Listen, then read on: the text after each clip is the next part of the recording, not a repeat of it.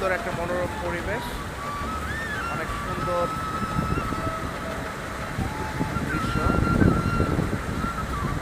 তো ভিডিওটি কেমন লাগলো অবশ্যই ভালো লাগলে লাইক করুন এবং শেয়ার করে দেবেন। তো ভালো থাকবেন।